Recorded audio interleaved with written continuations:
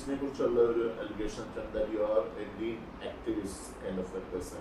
അപ്പോൾ അതുകൊണ്ട് കേരളത്തിൽ ഒരു ഡെവലപ്മെന്റ് പ്രോജക്ട്സ് ഇപ്പം വയനാട് തുരങ്ക പദ്ധതി അല്ലെങ്കിൽ ഇങ്ങനെയുള്ള പ്രോജക്ട്സ് ഒക്കെ BDS-ന്റെ നേതൃത്വം വന്നു കഴിയുമ്പോൾ അതിന് സ്ട്രോങ് ആയിട്ട് ഓപ്പോസിഷൻ വരും. അതുകൊണ്ട് ഒരു ഡെവലപ്മെന്റ് പ്രോജക്റ്റ് വരാൻ ബുദ്ധിമുട്ടുണ്ടാകും. ഞങ്ങൾ അങ്ങനെയല്ല ചെയ്തത്. ഞങ്ങൾ സിൽവർ ലൈൻ വന്നപ്പോൾ ഞങ്ങൾ financial experts, railway experts, environment experts അവരുമായിട്ട് ഞങ്ങൾ ഇൻട്രാക്ഷൻ നടത്തി ഒരാഴ്ച, 1 week. Then only we prepared a document. ഞങ്ങൾ ഇതിനെ ഒപ്പോസ് ചെയ്തുകൊണ്ട് പറഞ്ഞത്. ഇപ്പോൾ കേരളം മുഴുവൻ എഗ്രി ചെയ്തല്ല, അത് ശരിയായിരുന്നു എന്ന്. വയനാട് തുരങ്കം വന്നപ്പോൾ ഞാൻ ഒപ്പോസ് ചെയ്തല്ല. എൻവയോൺമെൻറ്റ് ഇമ്പാക്റ്റ് സ്റ്റഡി നടത്താതെ വയനാട് തുരങ്കം ചെയ്യാൻ സമ്മതിക്കില്ലെന്ന് പറഞ്ഞു. നിങ്ങൾക്കറിയാമല്ലോ വെസ്റ്റേൺ ഗാർഡ്സ് എത്ര സെൻസിറ്റീവാണ്. ഇപ്പോൾ ഉണ്ടായിരുന്ന വിവാദം എന്താ, ലാൻഡ് സ്ലൈഡ് ഉണ്ടായതാണ്. നിങ്ങളൊരു എൻവയോൺമെൻറ്റ് ഇമ്പാക്റ്റ് സ്റ്റഡി നടത്താതെ ഒരു ടണൽ വെസ്റ്റേൺ ഗാർഡ്സിൽ ഉണ്ടാക്കും എന്ന് പറഞ്ഞാൽ ഈ കാലഘട്ടത്തിൽ ചെയ്യാമോ? അപ്പോൾ അത് ചെയ്യണമെന്ന് പറഞ്ഞു. ചെയ്ത് കഴിഞ്ഞപ്പോൾ കുഴപ്പമില്ല എന്ന് പറഞ്ഞ് ദെൻ ഓക്കെ എന്ന് പറഞ്ഞു. നമ്മളതിനെ ഒപ്പോസ് ചെയ്തൊന്നുമില്ല. പക്ഷേ ക്ലൈമറ്റ് ചേഞ്ചും സസ്റ്റൈനബിൾ ഡെവലപ്മെൻറ്റും ഇല്ലാതെ കേരളം അത്ര സെൻസിറ്റീവാണ് അല്ലേ? നമ്മളിതിനൊക്കെ വളം വെച്ച് കൊടുക്കാമോ? എല്ലാത്തിനും സമ്മതിക്കാമോ? ഞങ്ങളൊരു ഡെവലപ്മെൻറ്റ് ഇതിലില്ല. ഞങ്ങളല്ലേ ഈ മേജർ കൊച്ചി മെട്രോ കൊണ്ടുവന്ന ഞങ്ങളാണ്, കണ്ണൂർ എയർപോർട്ട് കൊണ്ടുവന്ന ഞങ്ങളാണ്, വിഴിഞ്ഞം പോർട്ട് കൊണ്ടുവന്നത്. വിഴിഞ്ഞം പോർട്ട് കൊണ്ടുവന്നപ്പോൾ ഞങ്ങൾ പറഞ്ഞു പോർട്ട് വരണം, അത് ആവശ്യമാണ്. അതോടൊപ്പം ഡെവലപ്മെൻറ്റ് വിക്ടിംസ് എന്ന് പറയുന്നൊരു വിഭാഗമുണ്ട്. അവരെ റീഹാബിലിറ്റേറ്റ് ചെയ്യണം. എവിടെ ഡെവലപ്മെൻറ്റ് ആണെന്നാലും അവിടെ വിക്ടിംസ് ഉണ്ടാവും. മനുഷ്യത്വരഹിതമായിട്ടുള്ള എന്ത് ഡെവലപ്മെൻറ്റാണ്? ഒരു പ്രദേശത്ത് ജീവിക്കുന്ന ആളുകളെ നിങ്ങൾ തെരുവിലേക്ക് വലിച്ചെറിഞ്ഞ് നിങ്ങൾ എന്ത് ഡെവലപ്മെൻറ്റ് കൊണ്ടുവരികയാണ്? ഒരു പ്രദേശത്തൊരു ഡെവലപ്മെൻറ്റ് ഉണ്ടായാൽ ആ പ്രദേശത്ത് ജീവിക്കുന്ന മനുഷ്യരുടെ ലൈഫ് സ്റ്റാൻഡേർഡിൽ, ലിവിങ് സ്റ്റാൻഡേർഡിലൊരു വർധനമുണ്ടാവണ്ടേ? അതല്ലേ ഡെവലപ്മെൻറ്റ്. അല്ലാതെ നിങ്ങൾ ഒരുപാട് കെട്ടിടങ്ങളും ബിൽഡിങ്ങും ഉണ്ടാക്കി വെച്ചിട്ട് ഇതാണ് ഡെവലപ്മെൻറ്റ് എന്ന് പറഞ്ഞാൽ സാധാരണക്കാരൻ തെരുവിലേക്ക് സ്ലമ്മിലേക്ക് ഇറക്കി വിട്ടിട്ട് എന്ത് ഡെവലപ്മെൻറ്റാണ്? UDF-ന്റെ ഭരണപത്രികയിൽ പറയുന്ന മറ്റൊരു സംഭവം 5 ലക്ഷം വീടുകൾ 5 ലക്ഷം വീടുകൾ ലൈഫ് മിഷൻ പ്രകാരം LDF-ഉം 5 ലക്ഷം വീട് കൊടുക്കും. നമ്മളുടെ ഈ 5 ലക്ഷം എന്ന് പറയുന്നത് ഔട്ട്സൈഡ് ലൈഫ് മിഷൻ. ഞാൻ പറയാം, അതിൻ്റെ അകത്ത് LDF-ന്റെ ക്യാമ്പയിനാണ്. LDF 2016 5 ലക്ഷം വീട് പറഞ്ഞത്. 10 കൊല്ലം കൊണ്ടാണ് 5 ലക്ഷം വീട് പണിത്. UDF 2011 തൊട്ട് 16 വരെ 4,43,000 വീടാണ് പണിത്. 50,000 വീട് നമ്മൾ സ്റ്റാർട്ട് ചെയ്തു. ആ സ്റ്റാർട്ട് ചെയ്ത വീടും കൂടി ഇവർ കൂട്ടിയിട്ടാണ് ഇവർക്ക് 5 ലക്ഷം. യഥാർത്ഥത്തിൽ ഇവർ 10 കൊല്ലം കൊണ്ട് പണിതത് 4.5 ലക്ഷം വീടും ഞങ്ങൾ 5 കൊല്ലം കൊണ്ട് പണിതത് 5 ലക്ഷം വീടുമാണ്. ഇവരുടെ ഒരു ക്യാമ്പയിൻ്റെ ഇതാണ് യഥാർത്ഥത്തിൽ ലൈഫ് മിഷൻ ഉണ്ടായ ഒരു പ്രശ്നം എന്ന് പറയുന്നത്. ഈ പട്ടികജാതിക്കാർക്ക്, പട്ടികവർഗക്കാർക്ക്, മത്സ്യത്തൊഴിലാളികൾക്കുള്ള പ്രോജക്റ്റ് കൂടി ഇതിൻ്റെ അകത്ത് പെടുത്തി. അപ്പോൾ അവരുടെ വീടുകൾ ഉണ്ടാക്കുന്നത് ഗണ്യമായി കുറഞ്ഞു, ജനറലിലേക്ക് വന്നു. അപ്പം ഞങ്ങൾ പറഞ്ഞിരിക്കുന്നത് മത്സ്യത്തൊഴിലാളികൾക്കും പട്ടികജാതിക്കാർക്കും പട്ടികവർഗക്കാർക്കും സെപ്പറേറ്റ് സ്കീമാണ്. പുറത്തുള്ള സ്കീമാണ്. ഈ ലൈഫിൻ്റെ സ്കീമല്ല. 5 ലക്ഷത്തിന് പുറത്തല്ല, ലൈഫിൻ്റെ സ്കീമിന് പുറത്ത്. ലൈഫിൻ്റെ സ്കീം വന്നപ്പോഴാണ് അവരുടെ ഏറ്റവും ബാക്ക്വേർഡായിട്ടുള്ള അവരുടെ വീടിൻ്റെ നിർമ്മാണത്തിൻ്റെ എണ്ണം ഭയങ്കരമായി കുറഞ്ഞു. അപ്പോൾ അവരെ പ്രത്യേകമായി നമ്മൾ പ്രൊട്ടക്റ്റ് ചെയ്ത് ഹൗസിംഗ് സിസ്റ്റം ഒന്ന് റീസ്ട്രക്ചർ ചെയ്യും. പിന്നെ ഉള്ളത് ജമാഅത്തെ ഇസ്ലാമി ആയിട്ടുള്ള സംസാരിച്ച അത് നമ്മളത് അവരെ വൈറ്റ് വാഷ് ചെയ്യുന്നൊരു ഒരു ഞാൻ പറയാം, ഇത് ഭയങ്കര ഇൻട്രസ്റ്റിംഗ് ആണ് കേരള പൊളിറ്റിക്സ്. ഈ ജമാഅത്തെ ഇസ്ലാമി ഒരു പാർട്ടി ഉണ്ടാക്കി, വെൽഫെയർ പാർട്ടി.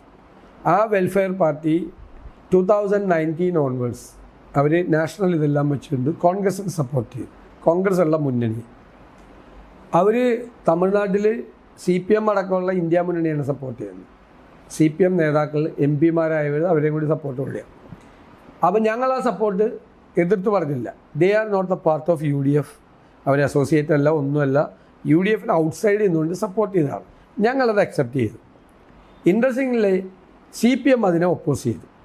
അപ്പം ഞാൻ പറഞ്ഞു, കഴിഞ്ഞ 4 decades ആയിട്ട് CPM-ഉം ജമാഅത്തെ ഇസ്ലാമിയും തമ്മിൽ ബന്ധമുണ്ട്. ജമാഅത്തെ ഇസ്ലാമി കംപ്ലീറ്റ്, ഇപ്പം ഞാൻ 5 ഇലക്ഷൻ മത്സരിച്ചപ്പോൾ 5 ഇലക്ഷൻ എന്നെ ഒപ്പോസ് ചെയ്തവരാണ്. കാരണം LDF-നായിരുന്നു സപ്പോർട്ട്. അപ്പം ഞങ്ങൾ ചോദിച്ചു, LDF-നെ സപ്പോർട്ട് ചെയ്യുമ്പോൾ അവർ സെക്കുലറും ഞങ്ങളെ സപ്പോർട്ട് ചെയ്യുമ്പോൾ കമ്മ്യൂണലാണ് എങ്ങനെയെന്ന് ചോദിച്ചു. അപ്പോൾ മുഖ്യമന്ത്രി പറഞ്ഞു ഒരിക്കലും അവരുമായിട്ട് ബന്ധം ഉണ്ടായിട്ടില്ല എന്ന്.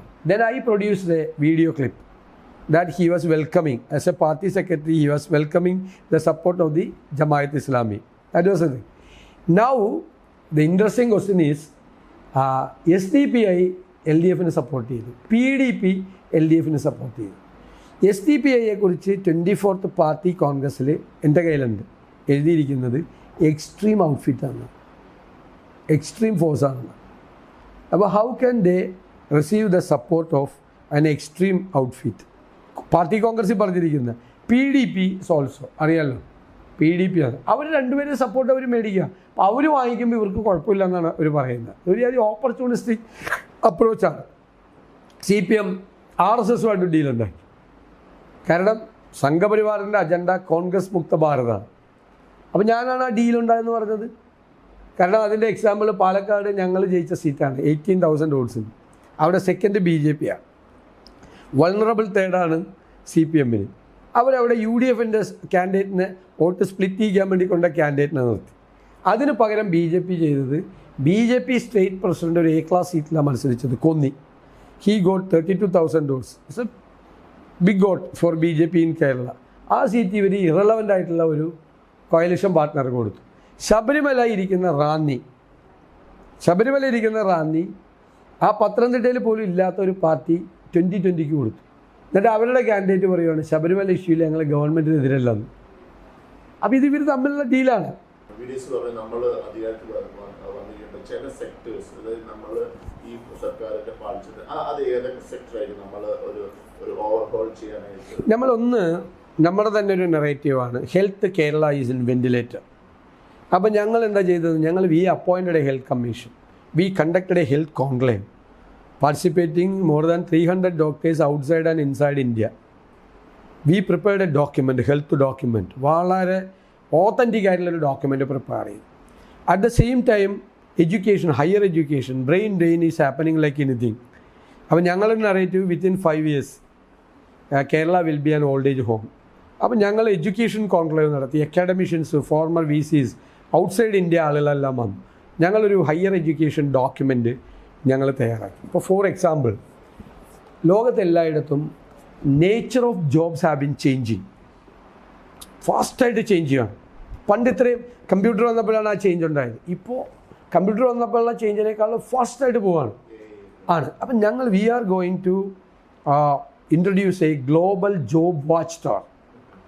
വേരിയസ് സെക്ടേഴ്സിലുള്ള ആളുകളെ, ഇന്ത്യക്കകത്തോ പുറത്തുള്ള മലയാളികളെ തന്നെ വെച്ചുകൊണ്ട് ചെയ്യുകയാണ്. ഓരോ സെക്ടറും വാച്ച് ചെയ്തിട്ട് ഓരോ സെക്ടറിലുണ്ടാകുന്ന ചേഞ്ചസിനനുസരിച്ച് കറസ്പോണ്ടിങ് ആയിട്ടുള്ള കോഴ്സുകൾ കേരളത്തിലെ യൂണിവേഴ്സിറ്റികളിൽ തുടങ്ങാം. പിന്നെ സ്കിൽഡ് ആയിട്ടുള്ള ആളുകളുടെ ജോലി പോകുന്നുണ്ട് പല സ്ഥലത്തും. അപ്പോൾ അവരെ റീസ്കിൽ ചെയ്ത് തിരിച്ചയക്കുക. അപ്പോൾ ഒരു ജോലി ക്ലോസ്ഡ് ആവുന്നുണ്ടെങ്കിൽ, ഡോറ് ക്ലോസ്ഡ് ആവുന്നുണ്ടെങ്കിൽ വേറെ സ്ഥലത്ത് ഡോർ ഓപ്പൺ ആവുന്നുണ്ട്. അപ്പോൾ അതിന് വേണ്ടി പ്രിപ്പയർ ചെയ്യാം. നമ്മളിപ്പോൾ ഇപ്പോഴത്തെ കോഴ്സുകൾ എന്ന് വെച്ചാൽ ഔട്ട്ഡേറ്റഡ് ആണ്, ആർക്കും വേണ്ട.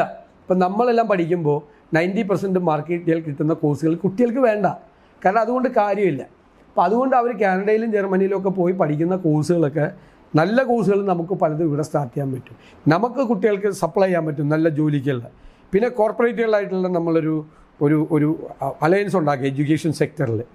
കുറച്ചുകൂടി നമ്മൾ ശ്രദ്ധിച്ചു കഴിഞ്ഞാൽ കേരള ഈ ഹെൽത്തിൻ്റെ കാര്യത്തിലും എഡ്യൂക്കേഷൻ്റെ കാര്യത്തിലും നമ്മുടെ കേരളം ഒരു ഡെസ്റ്റിനേഷൻ പോയിൻ്റ് ആക്കാൻ പറ്റും.